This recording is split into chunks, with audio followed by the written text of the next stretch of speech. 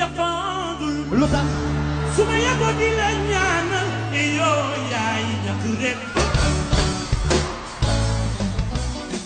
Mesdames et messieurs, amis chers internautes yu sans limite sn.com ñoo ngi leen di nuyu bu baax a baax di leen ziar on est revenu vu que mois wu koor gi yëpp dañoo arrêté woon li nga xam ne moo di émission people yi démarré nañ ko nag avec j'ose même dire une star en ce moment parce que depuis koor gi ça fait 2 ans ci koor gi ba les gars yi ñu ngi koy remarqué ci benn série bu ñuy wax Adja maintenant ñu gisaat ko beneen ci bu ñuy wax Golden de son vrai nom Penda moom la ko gars yi moom la ko ñenn ñi xamee ñeneen ñi xamee ko ci Elena ñeneen ñi xamee ko ci beneen 3 noms en même temps maintenant dinañ xam nag ci 3 noms yi bu ci nekk ci nan lañ ciy waxtaanee ak moom tey moo doon suñu gan ci dans votre émission ñu nar a waxtaanee moom beaucoup de choses moom je sais pas nag lan laa koy woowee ma ne Penda wala ma ne Elena wala ma ne Mimi ban laay wax. est-ce que Mimi gënul. waaw Mimi même ñu doot Mimi mais xam naa ne interview ñoom Elena bi la ñuy gën a tàmm. Elena lay dégg ak Madeleine Sonko. ak Madeleine Sonko mais tur yooyu comment ça fait exactement ça va merveille pareil. Ben oui ça va. Ça va. Bon Big Taf bala lépp damay profiter ma nuyu Sénégalais yëpp ñi toog di ñu seetaan mbokki internet yi maa ngi nuyu ñëpp. Tu vois di remercier Sénégalais yi di remercier aussi ñi nga xam ne ñoom lay liggéeyal muy waa Marodi TV. ñooñu mention spéciale rek laa leen mën a wax kenn du ñoom yal na leen fi yàlla bàyyi te liggéey bi yaatu bu baax. Bon ci tur yi nga ma laaj noonu nag. buñ ma ci woowee ma wuyu. mais est-ce que du la bel parfois ñu jékki-jékki ci mbedd mi kenn ne la Elena ngay laaj est-ce que yow la exactement. Elena bi dama dem ba miin ko ndax ni ma nekkee ak Jogay moom finalement dama waaju baax dafa tax ba nangu Elena bi. moom lu ko neex lay wax. ci bi mu nee Elenata ba xolam sedd dafa dal di jël Elenita. kenn xamul fu muy fëlee. alors léegi dañuy débuter parfois parce que ñu bëri xamuñu la woon. pour mën naa ne ñenn ñi xam nañ mën na ñenn ñi xamuñu parfois nag bi may ñëw am na ñu bëri ñama laajal ñu dafa roog Eva Tra lu mu bokk ak moom. bon laaj boobu moom dama koy tontu. Eva Tra mooy ki nga xam ne moo nàmp jox ma. ndeysaan. waaw maa topp ci moom magee na ma ñaari at. muy sama mag di sama yaay. ndeysaan. waaw voilà. d'accord mais lu tax xëccu la ci animation bi. li tax xëccu ma ci animation bi mooy dama ko yàgg wax ne bëgguma ko. ok man bëgguma def animation. bëggoo feeñ ko. waaye bëgguma ko woon lii sax xaaruma ko woon parce que je me disais tout le temps ouf man du ma nekk prisonnière u kenn. je suis free bàyyi leen ma may dox sama soxla. ba yàlla indi lii. de par tes propos nga ne du loo bëggoon mais donc mën nañu xam comment vous avez fait ba daal di def dugg ci biir nag Marodi bay def si yenn série bi nga xam ne ci mois wu koor gi bokk na ci yoo xam ne ce sont des série bu renommé la bu am tur la bu ñëpp di seetaan la naka nga def ba dugg ci loolu. loolu dama ci dugg naturellement. waaye dama ci dugg naturellement parce que benn moment dañu amoon sama ay photo et tout moom Eva sax d'ailleurs moo ko fi yóndee woon alors bés ma toog rek moom moo ma newaat encore Penda est-ce que mën nga dem Marodi demain pour casting 11h ma ne ko dew ma fenn mu ne ma si je suis sérieuse ma ne ko d'accord donc dinaa dem après bi ma demee ma def casting bi mu jàll waaye xaaroo ko woon. bon je vais pas dire xaaruma ko woon parce que xam naa ne lu nekkoon ci man la di nelaw. lu nekkoon ci man la di nelaw. waaw mais léegi donc nga continuer ko. waaw ma continuer ko. ma commencé voilà j'en ai pris goût après ma ne bon pourquoi ne pas rester. Comment vous avez trouvé ce milieu au début vous étiez dans l'ombre maintenant yaa ngi ci sous les projecteurs ñëpp di li seetaan vous avez maintenant des fans naka ngay dundee loolu la vie de star. vie de star waaw léeg-léeg mu xaw ma def ree tuuti bu ma doxee nit ñi ñëw photo wala wax ak man ça me fait marrer mais rien n'a changé. Mimi bi woon avant moo fi nekk ba léegi. mais am na ay privilèges quand même par rapport ak ji dund. oui dina ko am te sant yàlla lañ ciy jëlee sant yàlla parce que lu ciy am lu ne rek lu baax la. donc yow yaay xool aussi. ni ngay jëlee loolu téye bu baax. alors ñu gis nag benn série ñëpp gën a ko xam ci Adja casting moo la fa dugal mais ñu am benn complicité bi ñu gis ci yow ak waaju baax ñi naan jógee ñi daan waaju baax déjà comment vous le trouvez exactement. waaju baax tey nit koo xam ne dañu koy ñaanal rek. waaju baax nit la. te nite na xam nga nekk nit dafa yomb. waaye nite dafa xaw a jafe. te moom yàlla da ko may ñaar wax ni ak ci série bi c'est jamais traitement waa ci série bi nag moom dañ koy mujjee fasal kanam léeg-léeg da ngay xalaat lu la nakadi pour nga mën a jouer ak moom te jóge fa d'accord parce que il est toujours comme ça. il est drôle démb wax naa ko ma ne ko yow mine de rien ku la xool day am benn fou rire donc jouer ak moom dafa xaw na jafe tuuti mais léeg-léeg moom ci boppam xam ne li muy def nii yow mënatoo ko mu taxaw di la xool ay bët et regard bi da lay gën a défatirer encore voilà donc bu may jouer ak moom dina metti mais dama koy assumer te xam ne liggéey la moo ma yëkkati. du ay caaxaan. d'accord voilà. mais maintenant liggéey bi ak koor gi toujours parce que da ngay woor wala parfois mu am nu mu demee def ci nii sama xarit boobu Aïcha di def ah. ak liggéey bi Aïcha de moom mi ngi noonu rek. woor de léegi liggéey bi ak koor gi naka la emploi du temps bi demee woon calendrier bi. bon c'est pas difficile hein. parce que xam nga loo xam ne da nga koy def ak amour. du metti ba nga yëg ko. waaw da nga ciy dem ba jeex toujours parce que yaa ngi bëgg a satisfaire nit ñi. yaa ngi bëgg sa liggéey nit ñi gën ko remarquer donc loo ciy def da la koy jaral. c'est première fois bi nga toog seetaanee nga feeñtale ci Adja bi je veux dire. ci Adja bi dama toog di reetaan parce que moi-même je me prenais pas au sérieux. absolument ouais. mais bi ma demee dund ak ñoom tuuti ba après ñu séparé wu doon xaaraat ñu reprendre ni Adja bi ma nam liggéey bi. waaye voilà parce que dafay mine de rien sax dafay une famille boo xam ne ku ci intégré da ngay dem ba miin parce que ñëpp a baax ñëpp a yaatu. da ngay gis tout comme je l'ai dit hier da ngay xëy léeg-léeg sa xol du neex xam nga lu nekk ci xol feeñ ci kanam. dañ lay jege dinañ la câliner dinañ la wax bu neex problème boo mëntoon a am. yaa ngi koy fàtte sa kër mais boo ñëwee foofu fàtte ka. ndeysaan sa ban séquence moo la gën a marqué soit mu nekk bu triste soit mu nekk bu neex ci biir Adja avant ñuy ñëw ci Golden. bon ñaar la. bi ma gën a neex. moom lay njëkkee en fait daf ma def ree mooy man bi ma joué man Biram ak waaju baax. waaw boobu moom dama reetaan ba nit ñi gis nañ ne dama reetaan donc bi ñu jógee ci boobu bi nga xam ne joué naa ko yëg ko mu mel ni lu may def dëggantaan mooy bi may quitté waaju baax. yeah voilà boobu la. waaw yëg naa ko xaw ma lan la mais boobu dama ko joué ma yëg ko parce que xam nga booy xool dafa am tuuti chantage. absolument. te dafa am ñu nekk di dund chantage boobu. grave ba perte li ñu bëgg tey ndax chantage boobu. donc dama nekk ci place ñooñu ñëpp affaire bi dugg sama xol. waaye. d'accord alors ñu toog nag à un moment donné je pense bien que moment bi ngay def série ñu bëri ñu ngi apprécier je pense bien ak sa maison de prod gis ni am na luy nelaw ci yow.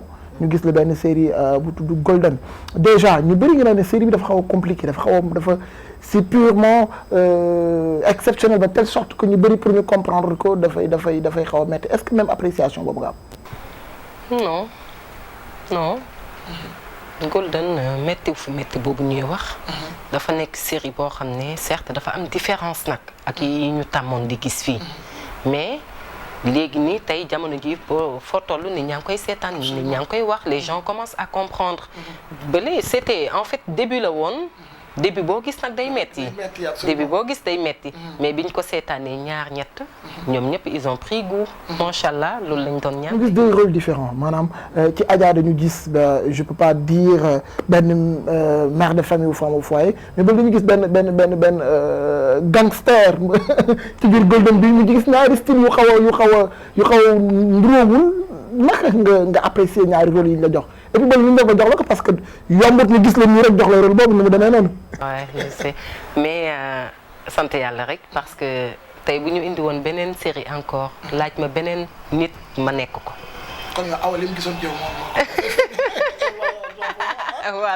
voilà bu ñu indi woon leneen laaj ma beneen nit lañ soxla niñ ma ko laajee noonu laa leen koy joxe. d'accord moo tax ma ne la dafa nekkoon ci man di nelaw. waaye. ok mais Golden rôle bi ñu la jox yaa ngi koy joué merveilleusement mais ñuy wax ci wàllum or et ku wax or fii Sénégal wax benn affaire bu précise la ñëpp di ko wax mais non série bi ñëpp ngi naan dañuy valoriser les bourgeois autant entre guillemets appréciation boobu nga am.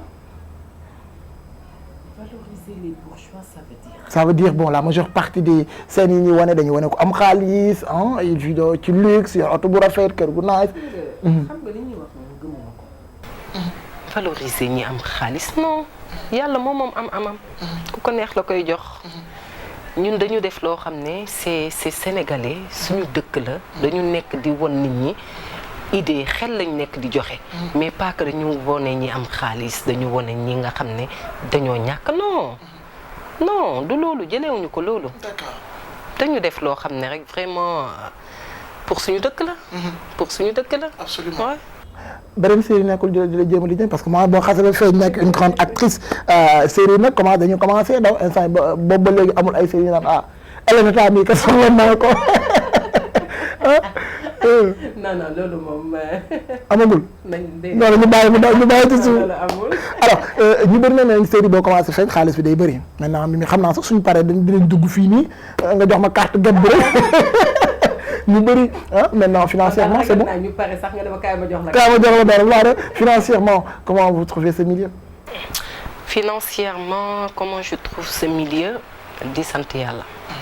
parce que gis nga liggéey. big taf bu la kenn nax. boo ko cëralee mu cëral la. absolument li nga xam ne moo lay dundal. yow itam danga koy dundal. tey mën nga gis ki yor plateau gerteem toog di jaay. di faj soxlaam macha allah du soxlaal kenn dara parce que dafa faale li muy liggéey boo faale mu faale la. man noonu laa ko jëlee. donc financièrement da ngay sant yàlla parce que da lay dundal donc da nga koy dundal. foofu rek laa ko mën jëlee.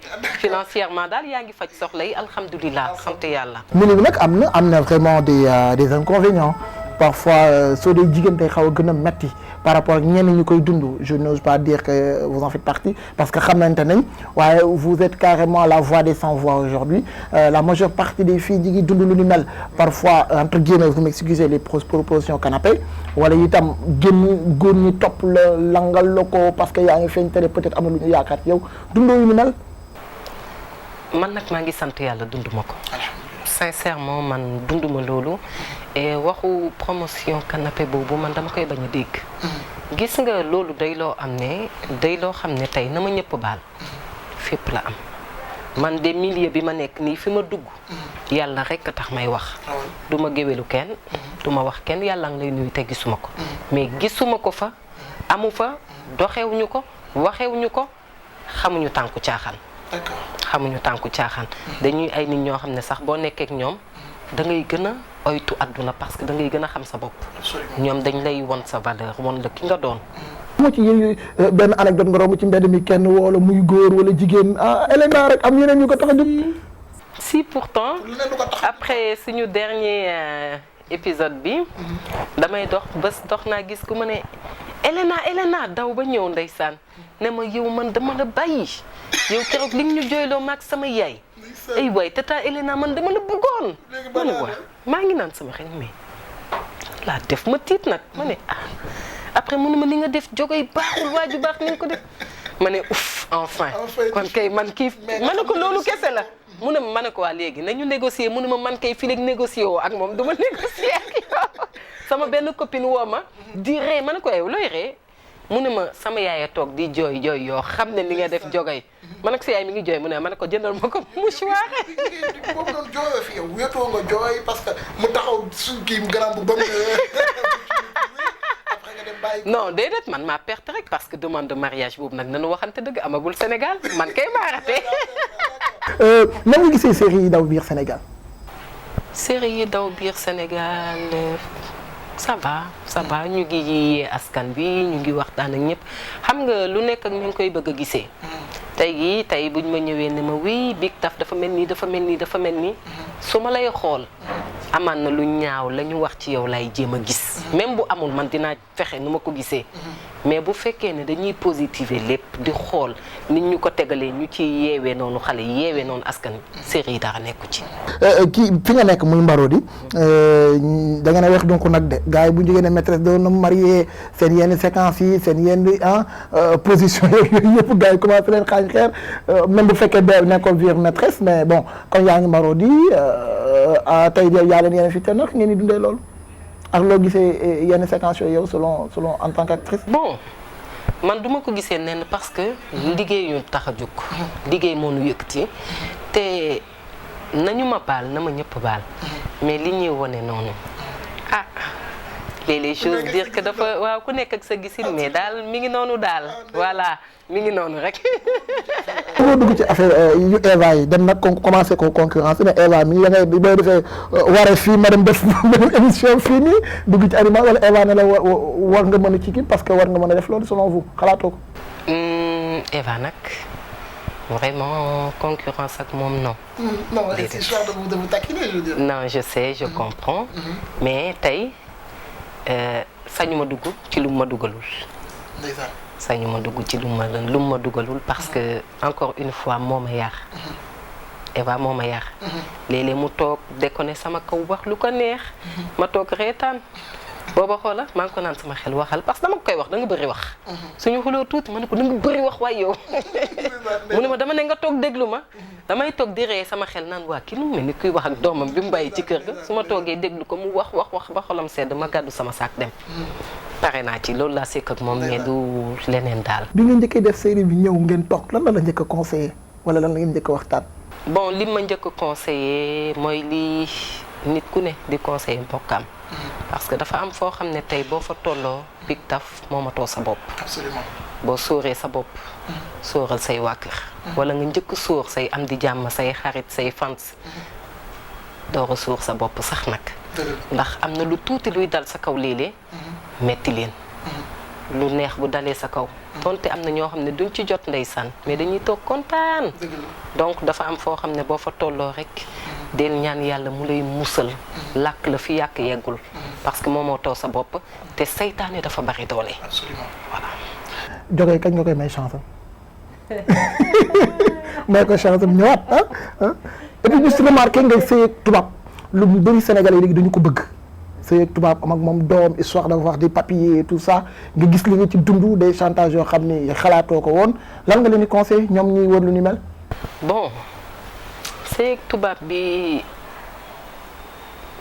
doy na waar man daal damay ne doomi aadama ndax tubaab bi doomi aadama la mais nañu xool rek ku nekk na nga dugg fi nga war a dugg man loolu laa préféré wax ku ci nekk na nga dugg fi nga war a dugg ndax sëy moom dafa diis yàlla koy tudd de doomu aadama tudd ko la nga xam ne bokk yàlla moo ko moom alalam la xool ku ko neex mu jox la ko donc awma lu ma ci wax mais li may mën a conseiller xale yu jigéen ñi mooy nañu gëm seen bopp teey mën a xaar te ku ci ne na nga dugg fa nga war a dugg c'est très important.